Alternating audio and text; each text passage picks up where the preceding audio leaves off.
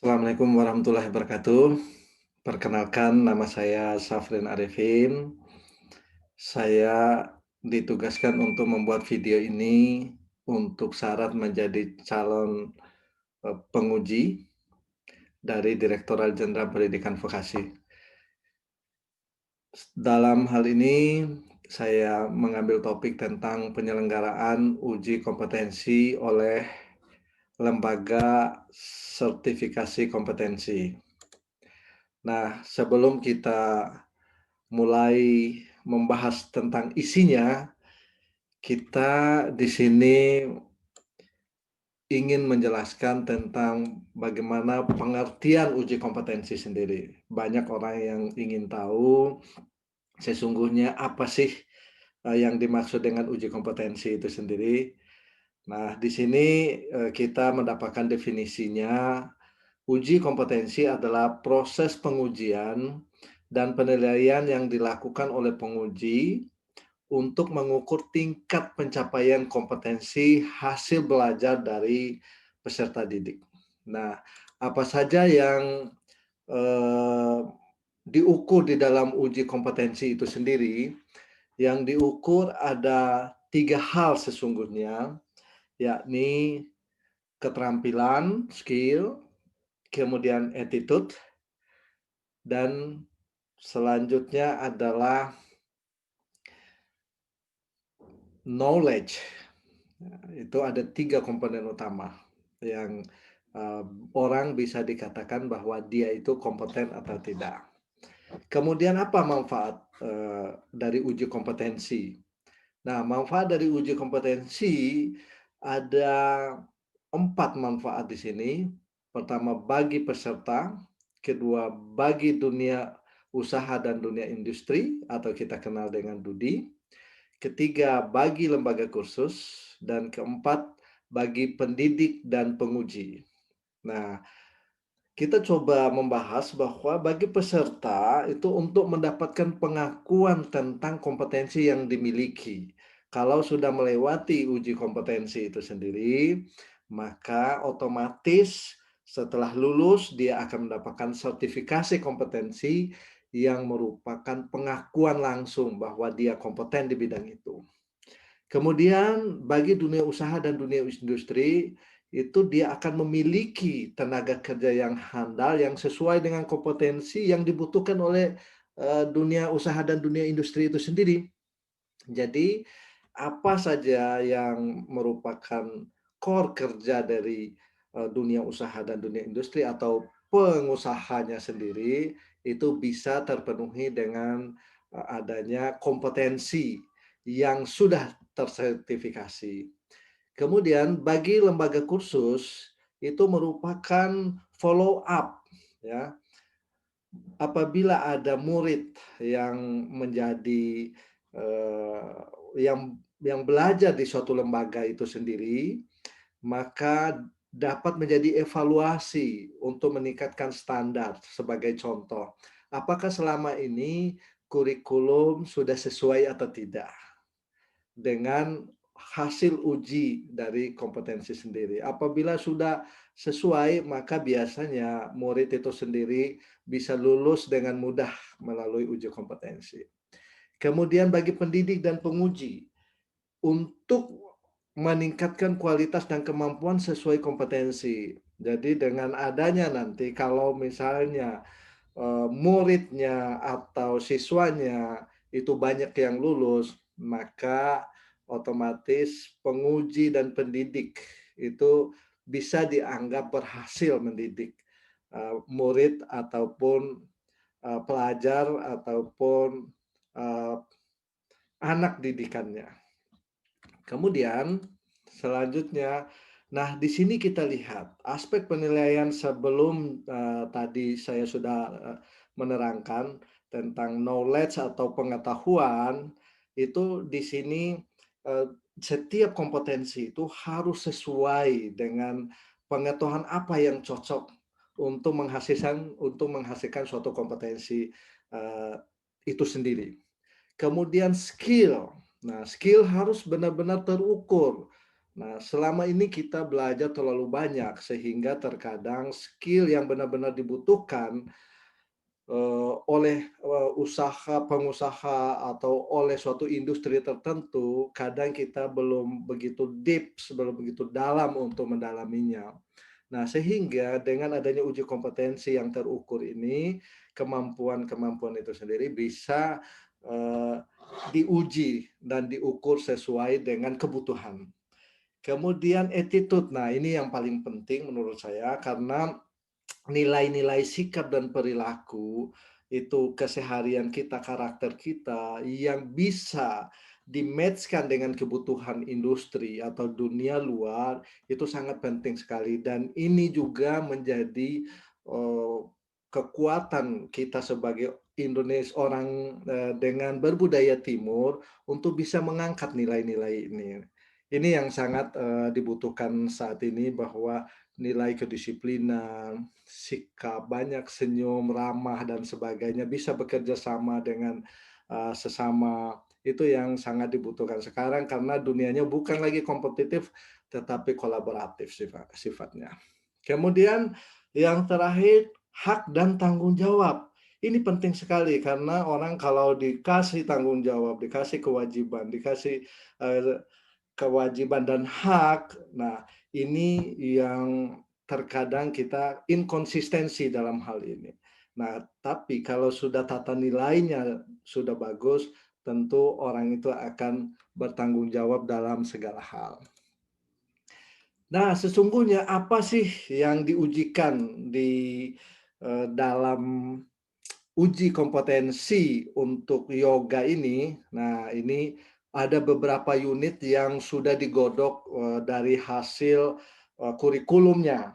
Nah, yang sudah disepakati oleh, berbagai kalangan, baik akademisi, praktisi yoga, maupun dunia industri. Nah, unit kompetensi pelatih yoga itu misalnya contoh ada keterampilannya, kemudian ada pengetahuannya, ini harus bisa di-match-kan antara pengetahuan dan keterampilan yang akan dibutuhkan, untuk, pelatih yoga. Jadi ini nanti konten-konten ini yang akan, diujikan. Kemudian, nah ini yang paling penting, unsur dalam uji kompetensi, ya, unsur di dalam uji kompetensi itu apa saja? Ada yang disebut dengan LSK, Lembaga Sertifikasi Kompetensi. Nah, Lembaga Sertifikasi Kompetensi ini merupakan perpanjangan tangan dari Kemendikbud, khususnya Direktorat, Vokasi. Nah, ini dia, sebuah lembaga, di mana lembaga ini dipercaya untuk menyelenggarakan uji kompetensi. Nah, kemudian setelah itu ada namanya TUK, tempat uji kompetensi. Ini sebagai pelaksana uji kompetensi di lapangan. Kemudian juga ada pengawas. Pengawasan ini fungsinya melakukan koordinasi dan pengawasan di dalam pelaksanaan uji. Nah, nanti akan dijelaskan secara rinci tugas-tugasnya. Kemudian tentu ada penguji. Penguji ini adalah untuk melakukan penilaian terhadap uji kompetensi itu sendiri. Tentu yang terakhir ada peserta uji yang mengikuti uji kompetensinya. Nah, ini merupakan, tingkatan organisasi dari Kemendikbud bekerja sama dengan PPYI. Untuk diketahui PPYI ini, Perkumpulan Pencinta Yoga Indonesia yang bekerja sama untuk nanti, membentuk LSK, kita lihat di sini. Kemudian di situ ada pengawas, ada penguji, nah setelah itu ada TUK dan, ada pesertanya. Kemudian apa sih tugas dari, LSK itu sendiri atau Lembaga Sertifikasi Kompetensi? Tugasnya adalah menetapkan jadwal uji kompetensi. Ini yang pertama. Yang kedua, menugaskan pengawas dan penguji.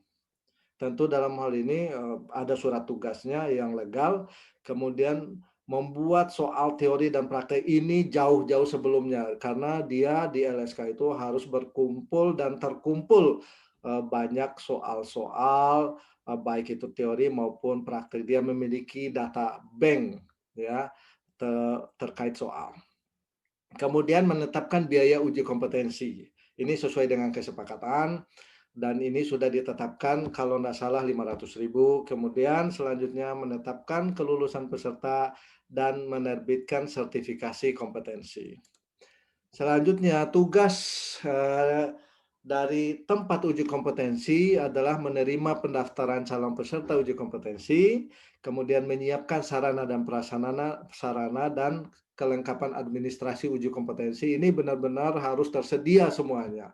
Karena memang di dalam syarat untuk menjadi TUK itu harus terpenuhi beberapa hal ya yang sudah dipersyaratkan secara administratif baik oleh LSK maupun oleh Kemendikbud itu sendiri. Kemudian melaksanakan uji kompetensi dan mengumumkan kelulusan dan mendistribusikan sertifikasi kompetensi. Selanjutnya tugas dari pengawas, yakni melakukan koordinasi dengan tempat uji kompetensi, memelihara kelengkapan dokumen dan perangkat uji kompetensi, mengatur pasangan penguji, mengawasi jalannya ujian dari awal hingga akhir, mengirim dokumen hasil uji kom ke LSK. Jadi benar-benar tugas pengawas ini mengawasi berlangsungnya agar pelaksanaan uji kompetensi itu benar-benar terlaksana sesuai dengan harapan. Kemudian tugas penguji uji kompetensi adalah memberikan penilaian terhadap peserta uji kompetensi secara objektif, jujur, dan adil, melengkapi instrumen penilaian, memegang teguh rahasia jabatan yang berhubungan dengan hasil proses penilaian. Dia tugasnya itu memotret semua apa yang menjadi dan yang harus dinilai dari pesertanya. Nah, tentu di sini banyak rubrik-rubrik yang harus tinggal nanti apa yang harus ditanyakan, misalnya di dalam ujian pertanyaan lisan, kemudian nanti dia akan menguji pada saat apa namanya peserta ujinya sedang praktek dan sebagainya. Kemudian di sini persyaratan peserta uji kompetensi.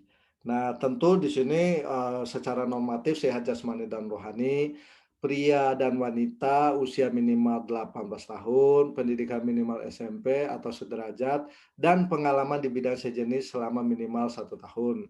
Jadi dalam hal ini pengalaman di bidang yoga ya, 1 tahun minimal.